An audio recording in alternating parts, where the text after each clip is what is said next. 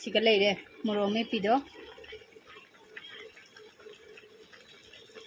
aidi mugi morong me pi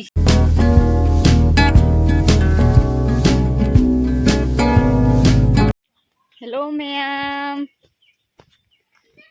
ngasidi akhoi aidi nga pha ke tauri fisari da pha doi ne ba adoni ngasigi vlog sidi adum nga pha bagi oina taurage kai nga pha ba aidi ahan pha doi ne ba ipusi gi nga pha jadri ado kamaina pha ba do yeng halake miyam da pha badi heite aiga maga pha min na doi ne ba adoni ado yeng halake miyam da siga leire kogi fisari do aina nan amangi video da haifet ama uppani ado fajana di pangamde hojikti ningdam dani na ising je kangnge ba ado turen dagi ising chingi desu handak nong tabana chingba ngamde nong tabade khara budi yawre ba ising pinje sisini sumdana hingoni handak ti hingon pot ka thade sehna pambi natani khogi sena kiyom pambi su lei dai sigana kuha leire selapu pambi natani yamba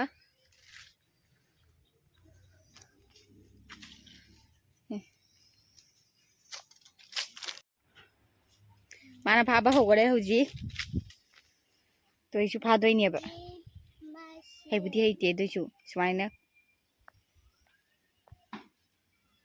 na pha ba hore huji madi heita bani puti ra dala pare unbai te badi nga jam pha de anh nói rằng nó dùng cái đấy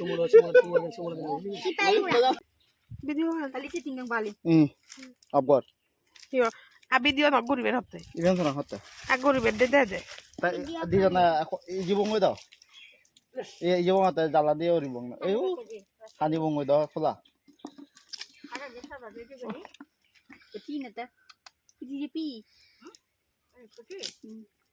atan sulu training de berapa tau ini udah yang udah tak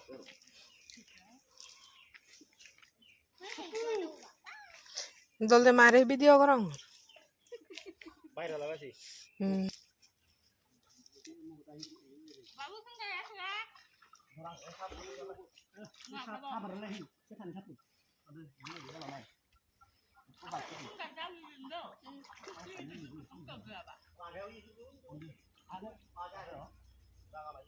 oh keras iya kalau dong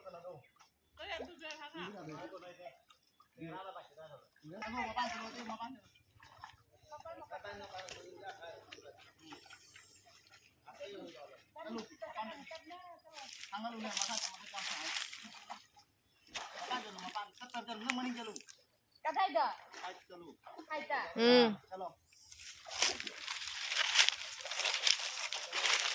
nam chali ja tadi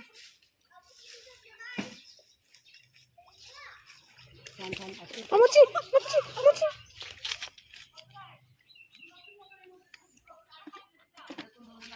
India na sudah lấy cái nào kuri ya na sudah pojok putih nang nang mapan tu kali ro tadi sudah sudah lei dah lah kusin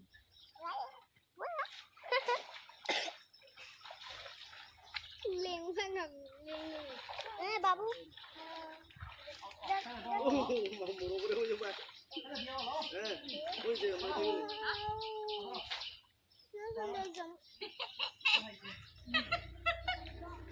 sudah pernah nggak wahai phiêu aja phiêu nó là sang kì hay đâu hay nói đây bây giờ thằng nào bây giờ cũng chịu ta có ngăn nó đi school chịu nó tính cái máy không đấy thằng nào bây giờ ngăn nó đi school bây giờ mà này đi school ta sẽ hết nó ăn nó có phải orang ala cowok lah anak mama tu cowok tu berada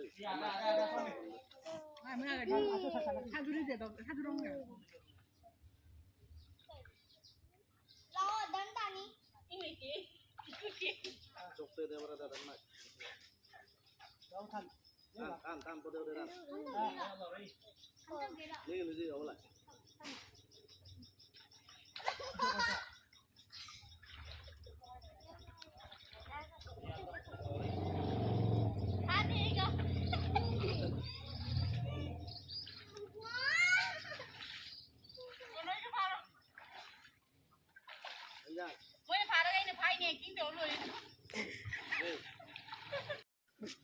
Lo ma'am tu. Bawa bacaan ni laki.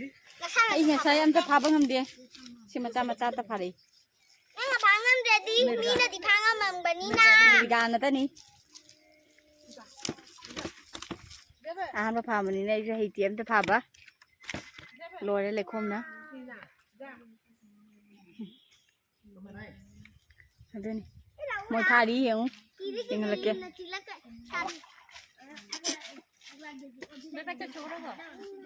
Cang bro.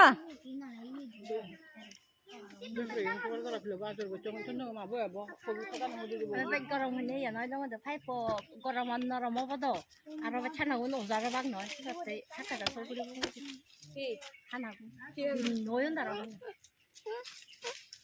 nó hơi nên khai ra này đâu một chút nó vui đâu có thể đấy Babu ready ra. Babu cha cha. Sisini akoi na hojik ta pharak pa do nga sing do. Sim da cham ne ba. Nga pha ba yang uchi malo de. To angang mo ji. Marum bhajan chang ya ngang ba se. Cham cha vi no.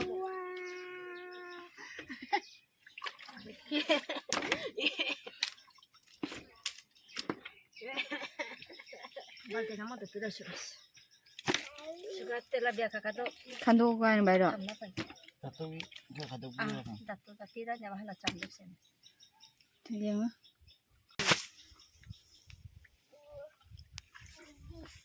Ngam tu sini pha dei do.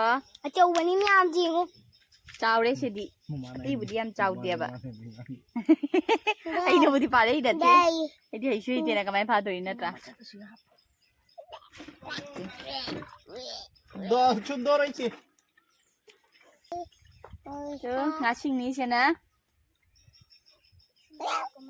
Dam na bujau deh. Kaji makai budi hin. Yam no budi chao dia se je. Ke ji ma khai hin ni. Mama.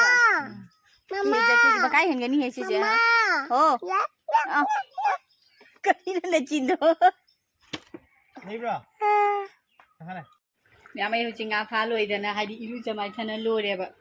Có gì chắc thong ý, hay đi đừng thằng cái trang này mua chỉ cái đi ngân là thong này tu, sản đá ta ta đi hồi gì, à đó coi hồi gì, ngã thong gật bao hồi đấy, ngã, hả, thong mà đi một trắng ta đi coi hồi gì, tay ngã thong bao tu, ngã thong bao đi lôi đâu đấy, à đó cái ngã xia coi, hay đi, chỉ cái mấy cái doctor em lấy vậy, đó mà chắc bây giờ đấy ní, à đó nè, ngã đó phá đi nhỉ, vậy đó cái thằng mặc ta. Ada kagi aku ini tu, si salai deh, sakar thongga ni apa, kumbraga, ayang ala ke yung, sekalai deh, koi iyan sani, kumbraga thong doi ni apa, doi ni na siga nga thongnya, siga na, koi iyan sa thong doi ni, khang su sa deh, thong ni hoji nga su loi do deh.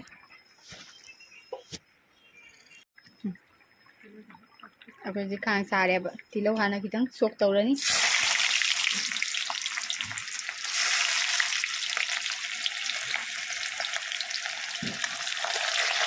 Tengah kita ngau lah ni apa. Ada jadi sa kan deh ni. Sedar ni mama.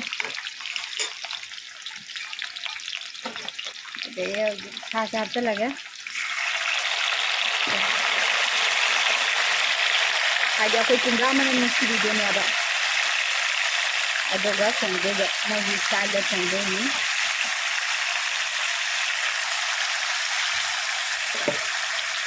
Tiga tilau canam lu ni tu salah benda.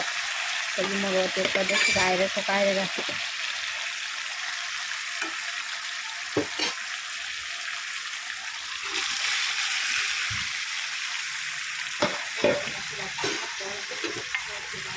Asiga mo asiga ga hapo ya badan ako na mo wate kado kado sigai ga hapi na ba yan ay nga ang angi yen kitang putliya ba mogi mo changam da na सिगना tomato का nga ga thong ni nga sai na pha ba nga to ne be se pisari de pha ba do thong lo le so da kai thang ka ni nga da ha du gai sigana yen du thongi sondana hojik akoi moro me pi tau doi ne ba nga ga ko nga pu thok ti ni to sigale de ka nga sai kharak pa mayam do sigana le khara udi thongi ba hojik me pi tau ba ye koi na lo thoi ba moi nga me pi tau bai maru hi ta hap chalu to hawun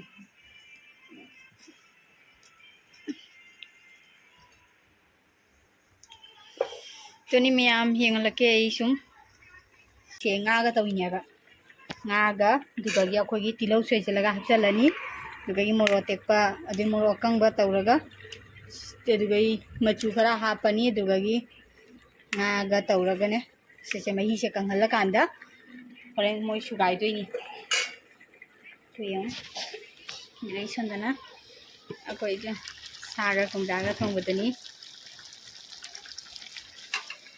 ni miyam ai dum hingala ke ni miyam ai hojik chak thongi to loi haidi kaino tawre ba kusalli ame pi de so dugagi sa da so hojik se akoi chakong nya ba to onda rei honi se akoi chakong ni sigana samsai tana kon phengbam nya ba tani moi sagi style ni na dum kai haini natra miyam haidi moi sagi yumsa khaisa akoi yaga mana de ba moi sigana tongali adoni numai na miyam de yan na ulini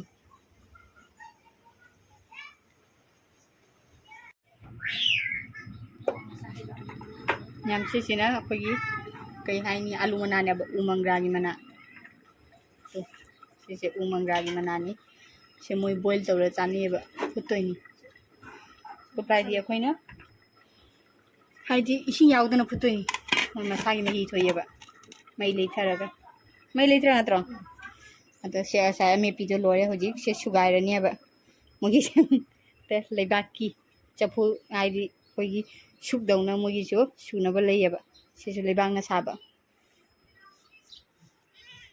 ai miyam ai akhoi mama na ame pisuri nga sai pha ba nga do ne ba nga ma cha do ni nga cha mama se nga to bani nga cha bu dara ai nga ma cha ma lu de asa nga ma cha nga cha wo de ne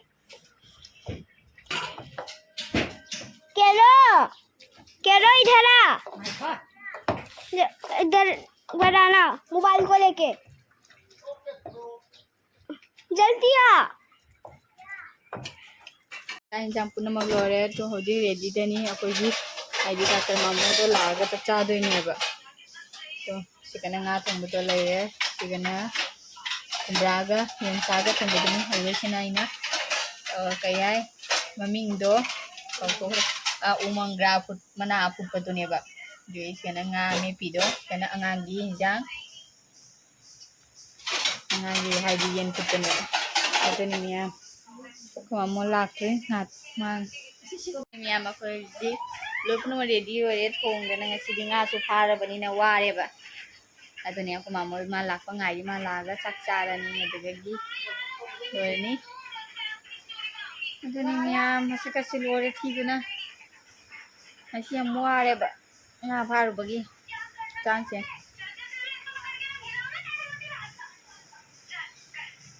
yama ko ji chak chana lore adu koi mamu dakna mamu du han khare ba inga angang tuman ba matani da khangau dre ma chat ba adoni nai bi angang na ngai to na video dei phajana ka pa ngam ho dra ba lu ba chak cha mo tu phajana u ngam de adoni miyam ini video che asi mata asile se adoni miyam na si video na like share comment and subscribe to biramu adoni miyam share good night.